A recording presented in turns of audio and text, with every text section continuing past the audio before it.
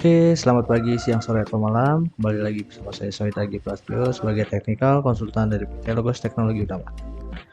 Melanjutkan video sebelumnya ya, pada kesempatan kali ini di sini saya akan membahas terkait how to access virtual machine ya.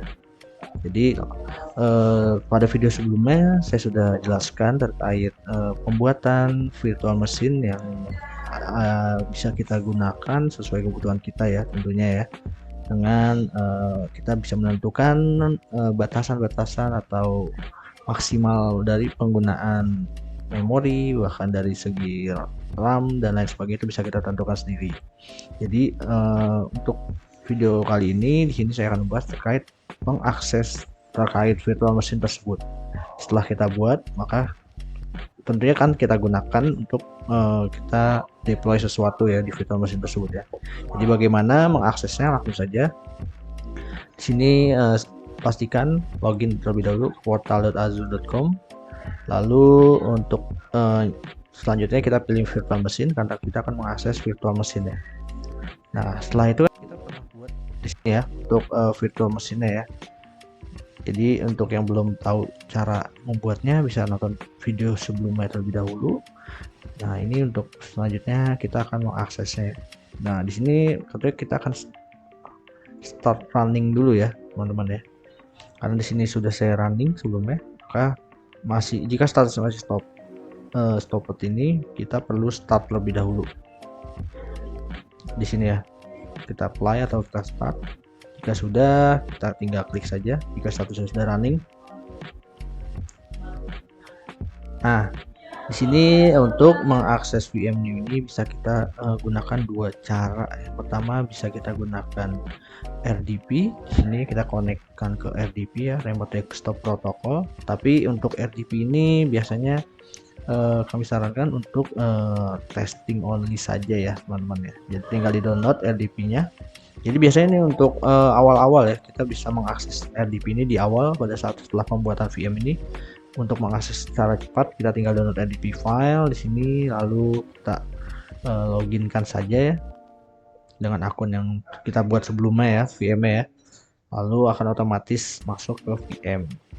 Nah, cara yang kedua, bagaimana untuk cara yang kedua? Biasanya ini cara yang paling sering kita gunakan ya. Untuk selanjutnya ini akan yang paling mudah selain menggunakan RDP ini, karena RDP ini tidak kami sarankan. Jadi caranya bisa download terlebih dahulu Remote Desktop ya, application di sini. Lalu nanti bisa ditambahkan ya sesuai kebutuhan teman-teman dengan akun yang sudah dibuat ya. Jadi di sini kita add terlebih dahulu di sini PC. Lalu untuk PC name ini bisa kita namain dengan IP address-nya. Lalu user account-nya sesuai dengan yang tadi ya, misalnya username-nya VM-New, maka ini VM-New dan password-nya apa, lalu untuk account name-nya apa. Karena di sini saya sudah buat ya. Nah, untuk display name biasanya untuk yang ditampilkan di halaman awal tadi ya, untuk VM-New, VM-Old itu bisa ditambahkan di display name ini. Nah, ini karena ini saya sudah tambahkan sebelumnya, maka ini cara ini saya skip. Jadi saya langsung konekkan saja VM yang saya sudah buat itu ya. Jadi saya akan mengakses VM-New ini. Tinggal klik saja ya. Lalu ini bisa dibaca dulu sertifikat dan connect. Ini lalu kita connect anyway ya. Atau bisa dibaca dulu detailnya. Jika masih belum pasti, bisa dipastikan lebih dahulu di sini. Lalu connect anyway. Setelah itu dia akan loading dan masuk ke VM tersebut. Oke, ini sudah masuk dan saya sudah berada di dalam virtual machine yang bernama VM-New ini. Jadi semudah itu untuk mengakses VM yang telah kita buat ya sebelumnya. Lalu kita bisa menggunakan VM ini di dalam komputer ataupun laptop pribadi kita ya. Jadi kita bisa mengakses dari mana saja dan kapan saja tentu ya, asalkan kita terhubung ke internet seperti itu.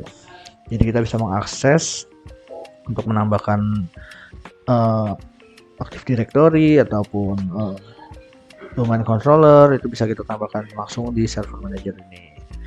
Oke teman-teman ya, mungkin itu saja ya untuk cara mengakses VM ya yang sudah pernah kita buat menggunakan remote desktop ataupun RDP seperti itu.